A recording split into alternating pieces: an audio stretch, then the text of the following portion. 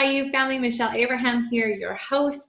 Today, I am bringing you an Ask the Expert interview with Jason Antalek. Jason is the CEO of Public Speakers Association. So Jason is now become the owner of that association, and where he helps you connect to your success by enhancing your speaking through connections, networking, and opportunity, which is really cool.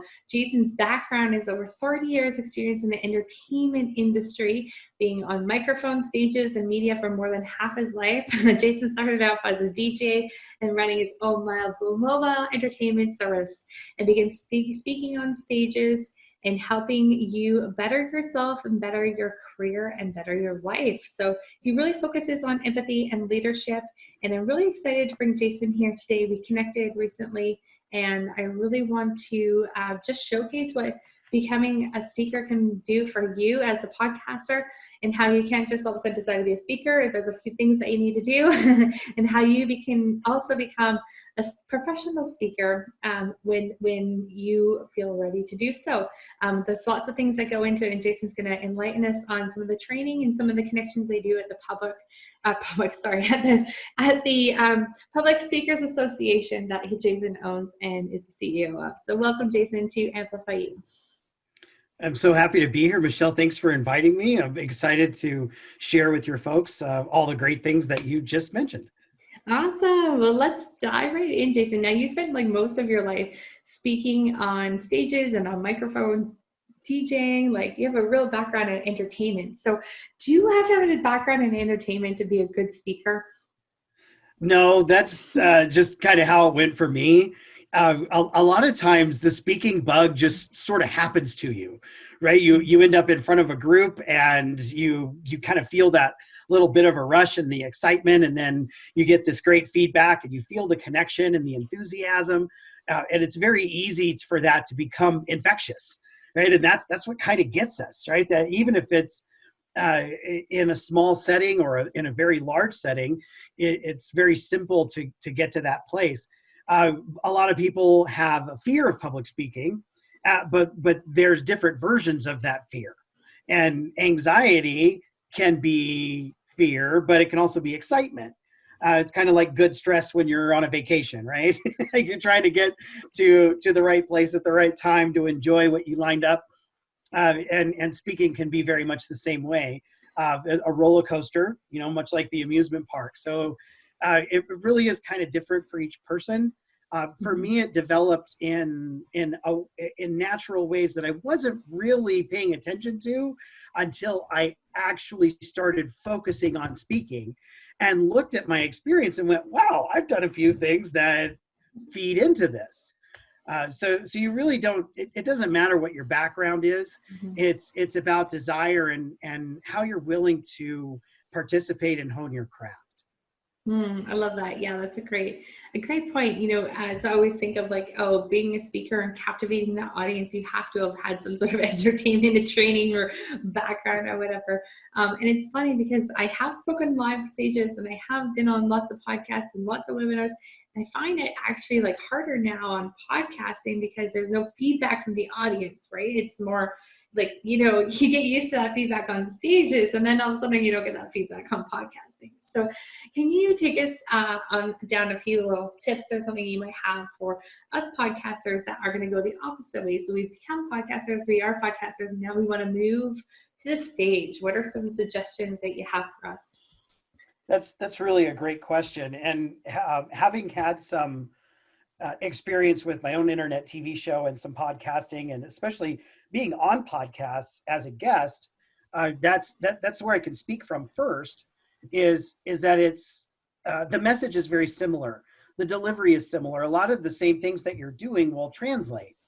And there is that big difference you're talking about between the recording and the talking to just the other person, or recording on your own, as opposed to getting the feedback from the audience. And that's where that kind of infectious piece can really come from. It's the feedback you get in a podcast is the likes and the views and the comments that people share with you, right? So you get it just it's in a different timetable. I would say there's a lot of things that transfer over very easily. one of the main things when you're a podcaster going to a speaking role is that you now have area to cover. You're on a stage and it's a big physical space and you're the center of attention and you can tell because everybody's looking at you. Not And while awkward that at can, all. Don't worry. well, especially if you're kind of an introverted person and podcast is your thing. But the message and what you're sharing is the best way to focus because what you're there to say is what people are listening to. And one of the secrets that can really help you just to start out with, especially if you're nervous, is the people in your audience want you to succeed. They want you to do a good job. They want you to have a great message. They want you to connect with them. Like they're open and ready to receive that. And that's a powerful thought when you step to the stage that way. And it can be very helpful to realize, okay, these are people just like me, right? I'm not up here trying to be the superhero. I have my message. I know what I'm going to say, at least part of it, right? And really be, really be present and be in that moment. Preparation for stage is something that is vital because things are going to happen. Stuff is going to come up. The slides aren't going to work, or the microphone's going to go out, or you're going to slide a little bit on the stage. Something is going to happen. Somebody's phone's going to ring. And the more prepared you are, the more you know your material, the less likely for those unplanned for circumstances to knock you off your game. Right. And that preparation is a little different than when you do a podcast or an interview, because a lot of us in that frame will really go with the energy of the moment. Right. And we'll ask the questions that kind of come up, and that makes for great conversation. But when you're presenting, you are the source of the information. So being prepared, knowing what your points are, what you're going to do along the way, is really important to keep you on track and to keep your message clear, so that you're not flying by the seat of your pants on stage. Because when you get to that point, it's very easy for you to get a little disgruntled yourself, which shows, and the people in the audience can really pick up on it. And there's no post-production editing either, so keep that in mind. But also sometimes the little slip-ups, those moments, actually create the greatest experience possible, not only for your audience, but for yourself, because you would be surprised when you're present in the moment and prepared. When something comes up, that one-liner that you shoot out, that funny moment that's just genuinely, authentically you, really brings people in. And that's the third thing I would say about transferring from one to the other is maintain your authenticity. Be who you are. Don't try to be somebody else. Don't be some speaker you saw or the book you read. Be you, because that is the area you don't have to think about. Just be yourself, right? Because then you don't have to be in character or fall back into this or that. It just keeps the flow and keeps things real, and it lets you not have to worry about where am I at? Am I presenting? Am I standing okay? Am I, just be yourself. Now, those are some great pieces of advice for us. Now, what about the big fear of like blanking out when you're on stage? Does that actually happen? Like I have not had experience with that yet, but I've been afraid of that happening. Oh, that's a very real thing. Yes. It is going to happen to you. It's kind of, I had a buddy that used to drag race cars, and he said that you've either been in a wreck or you're going to be. Yeah. Right? Because it's going to happen. It's the nature of going 200 miles an hour in a very short period, right? You've either blanked out or you're going to at some point. And again, that comes back to being prepared. Right? Because you blank out for that moment, but you can take that as a dramatic pause and take a breath and then just come back to what you were doing. That staying present and being authentic, if you blank out, it's again, people want you to do well. So just don't draw attention to it. If you blank out, don't go, oh my God, I forgot what I was saying, because you suddenly lose your credibility, right? But you can take a moment and while you're thinking, kind of cover it by making eye contact in the audience, right? Look at a couple of people, give yourself a moment to take a breath, and then you'll realize as you relax that it will come back. If you go the other direction and choose panic, yeah, you choose the freak out, which is probably the easiest direction. But if you go that direction, then it just prolongs the agony of the moment, right? And it gets you farther away from who you are, and it gets you farther away from getting back on track. So just relax and know that you're prepared, that you're okay. It's not the end of things. It happens to every speaker. It happens to all of us. Just how many times do you end up in the kitchen wondering why you came in there? Yeah, or open the fridge. What was I getting? Yeah. I know there was something in here I wanted.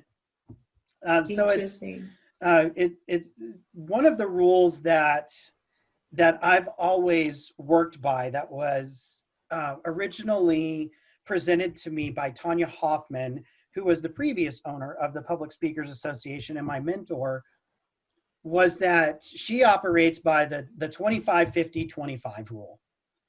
25% of the people that you're talking to in a room have already made a decision for some reason, whether it's your hair color, your voice, the clothes you're wearing, the way you stepped on the stage, that they're not going to listen. And that's okay, because that's not something we have control over.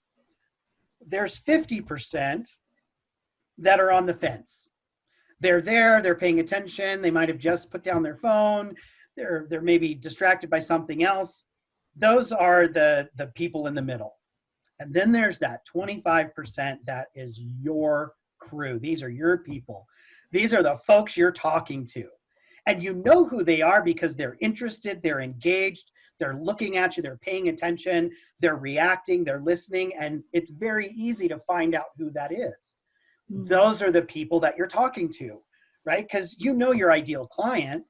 That's your ideal client. That's the person that you can engage.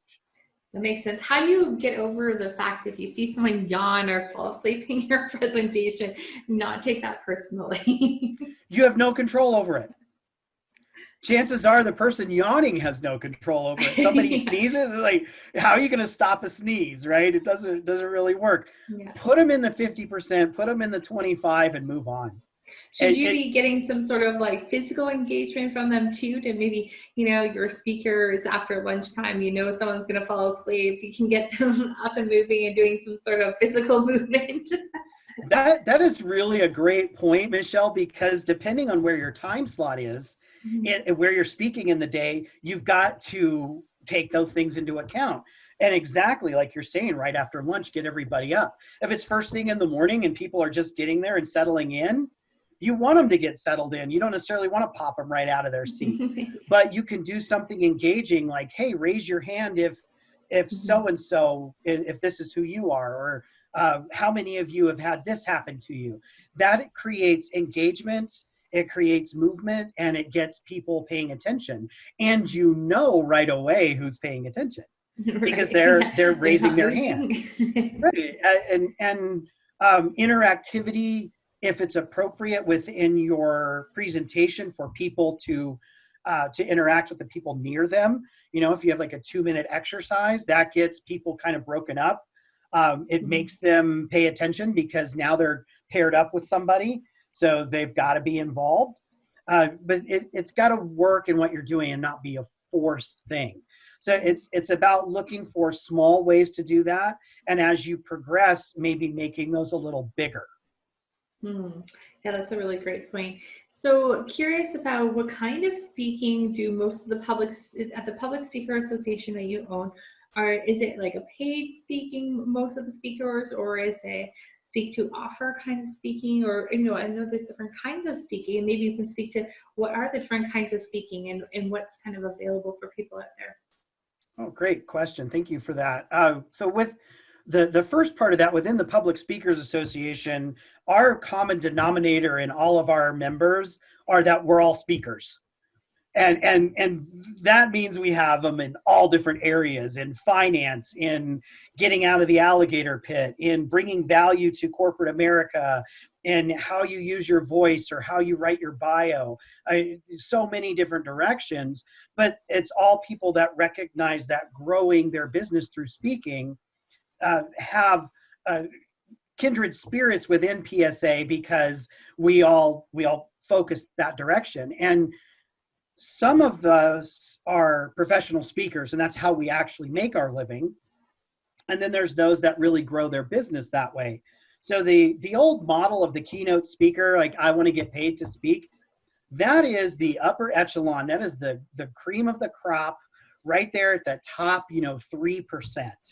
And it doesn't mean that it doesn't happen to speakers, but to make your living that way, you've done your time. You've spent your time on stages, and you've paid to play, and you've gotten to a point that you have a reputation, and that you've built the foundation that has put you in that kind of position.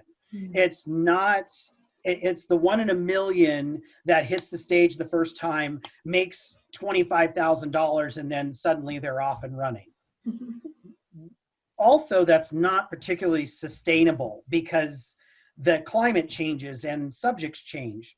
But the pay to play is more what really happens, because event promoters put a lot of time into creating the event, booking it, getting all the logistics and all of those things in place. They often have a team of people that they work with that they're paying out of their pocket. So for someone to just come for free and speak, when they've spent all the time gathering the right folks and advertising and all that, if you look at the money that goes into it, it doesn't really balance out. So it energetically, financially, however you want to look at it, doesn't, just showing up and speaking for free doesn't really balance out what's going into the event. When you invest in yourself, you also tend to show up better. And this is a sustainable model, because you invest, you show up, you do a good job. If you're able to make an offer, which not all speaking engagements allow that, but they are usually at least a lead generation opportunity.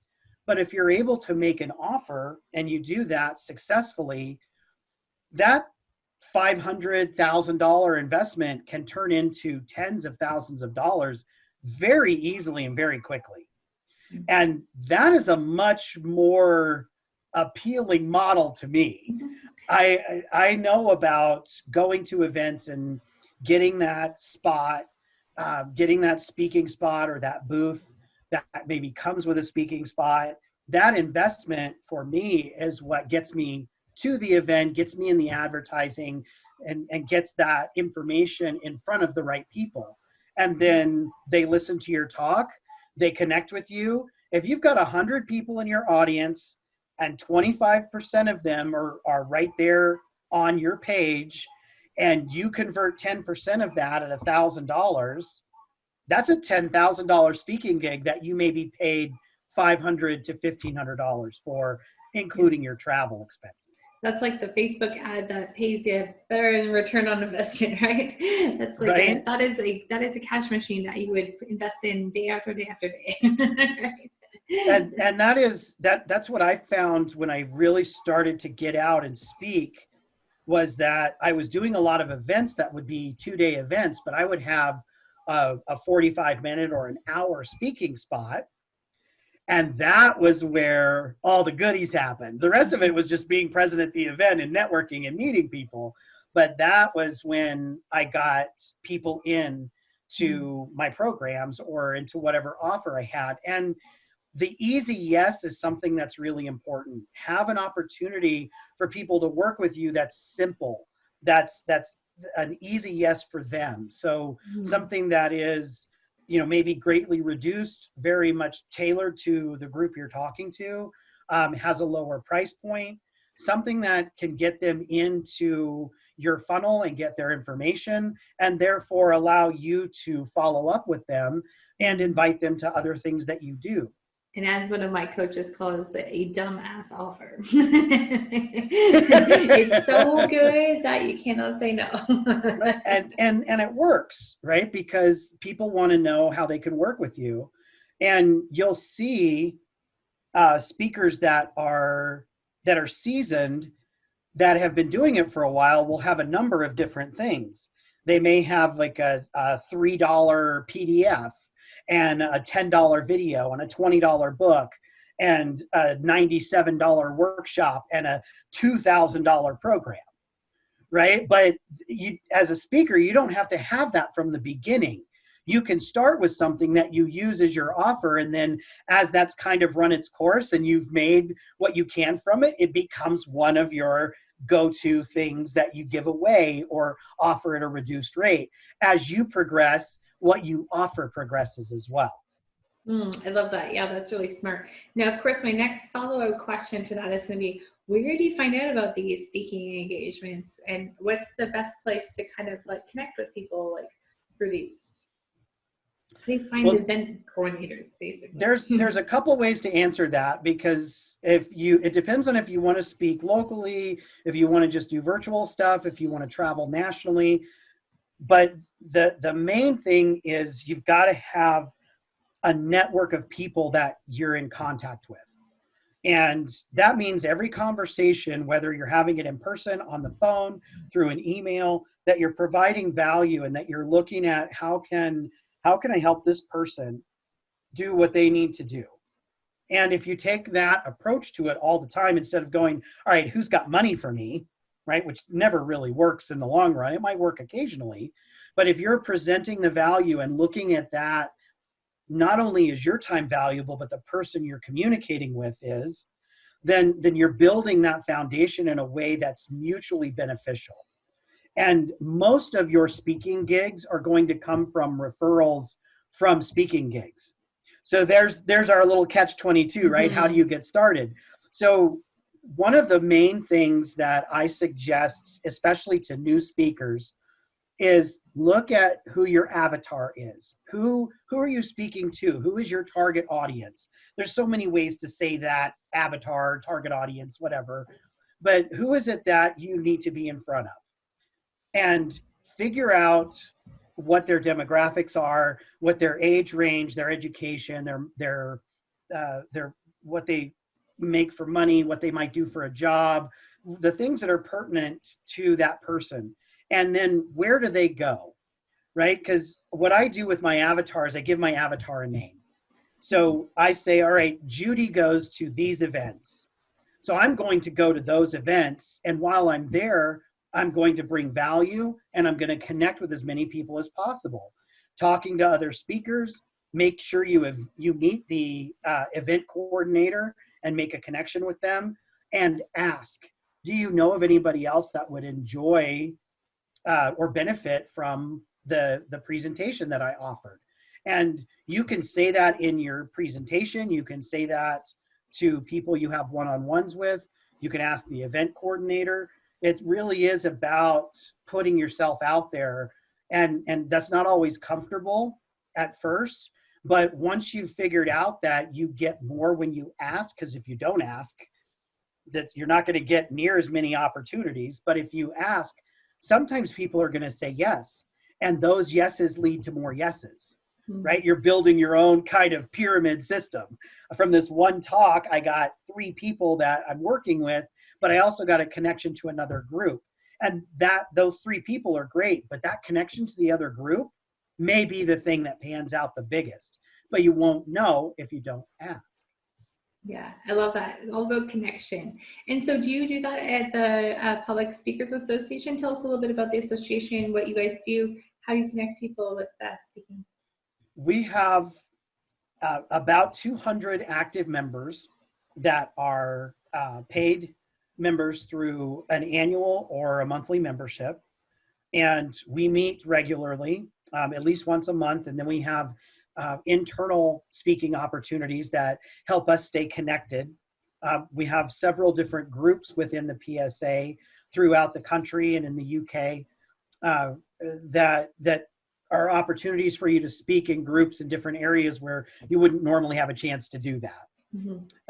That's just within the organization, and the joint ventures and the partnerships, the people that you meet that do things differently or know about events or have connections that you don't, getting in and working with those people is what leads to those other those other opportunities. So our community really is intertwined, and everybody knows what the other folks do and likes to help each other out. So that's just within the Public Speakers Association.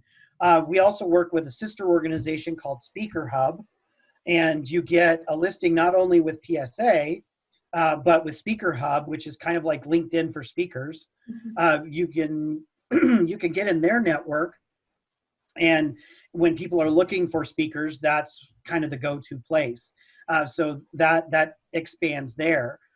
Also, as they are presented to me through several different channels and networking of working with different event managers and promoters and all of those things, that's my job to bring the value to our members. I send out to our members speaking opportunities that are vetted. I check all the links. I verify that everything is on the up and up, and then I send those out as often as I get them, so that our members are consistently applying and finding speaking gigs that suit what they're trying to do. So it really is, practice what you preach. For our individuals, helping support them and get them in touch with the right people. But as an organization, I apply those same rules and do the same thing. I just do it on a grander scale, and then it benefits our members, our membership base as a whole. So there's always, always have the conversation, always take the opportunity to meet with somebody, even if it's just 15 minutes. Maybe you hit it off and maybe you don't, but you're going to learn something no matter what. And if you show up bringing value, then you'd be surprised how often that value comes right back to you right in that moment or shortly thereafter. And within the Public Speakers Association, another big aspect of what we do is help people build their base, right? Taking a look at where is it that you want to be in your speaking, right? What's your dream gig? Where are you right now? Because that matters, because that's how we determine what you do next. And within our membership opportunities, you can do different types of videos. You can participate in a Meet the Expert series. You can do a tip series, things that will get you out there in your social media and ours, cross-posting, repurposing. I really focus on stuff that can be repurposed, right? Because if we can spend half an hour recording a podcast that you can post and I can post, then you can do that dozens of times in different places. And now you're coming up in searches, you're coming up on people's LinkedIn profiles, on Facebook, on wherever that is. So it really is about looking at where you want to be and where you are and helping you determine what course of action gives you the most direct line between here and there. That makes a lot of sense. Well, I love that you guys are up to at the Public Speakers Association. I really encourage our listeners, go check out what Jason's up to. Go join the membership, get involved in the community, and see what you can get involved with. Sounds like there's lots of connection opportunities there.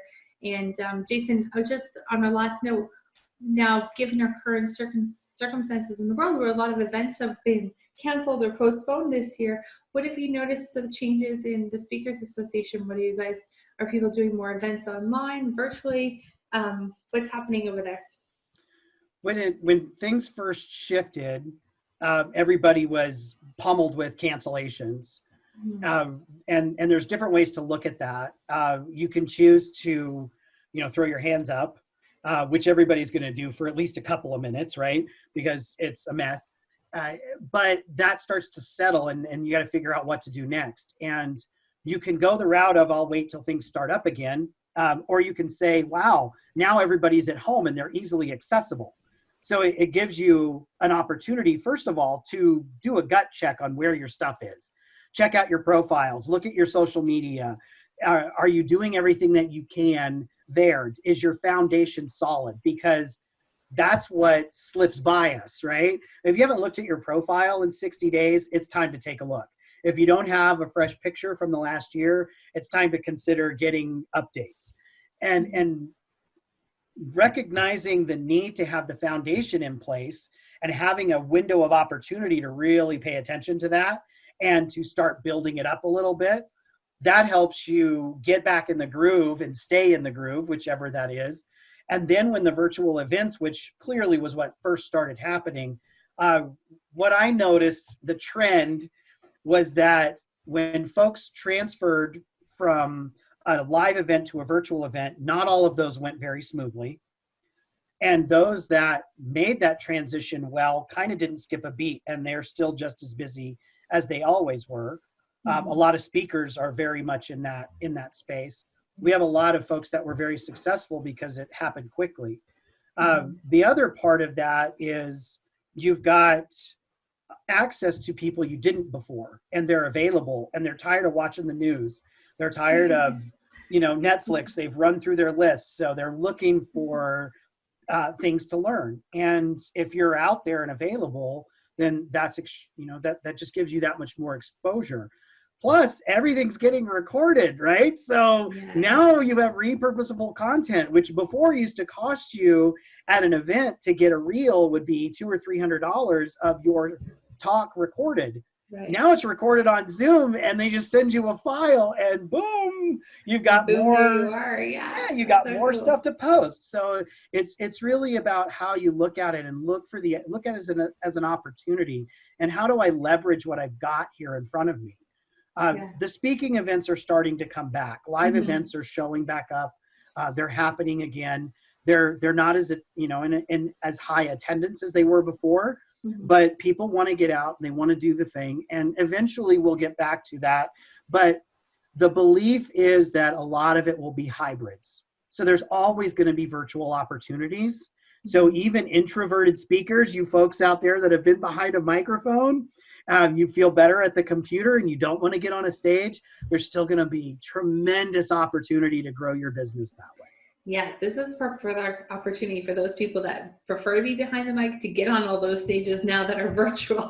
It is no better time now to do that. Well, it's a good middle ground too, right? To work through it, because when you're speaking virtually, you can have notes up in front of you and nobody knows that, right? You got the little cheat sheet, right? And get your message down and get your delivery, and it's a much more it's a more narrow bridge, right? And you can make mistakes, but they don't have as big an impact. Whereas if you're in a room full of 1,000 people live and you slip up, that's very different than if you're in a virtual event with 100 people, right? And glitches, things happen. It just helps you hone your skills. It's the biggest thing I can tell anybody moving from a microphone to virtual or to the stage is smile.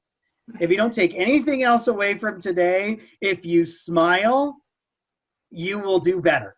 Because it comes across even on the microphones when you're not on video, guys. You can absolutely. You can hear the smile.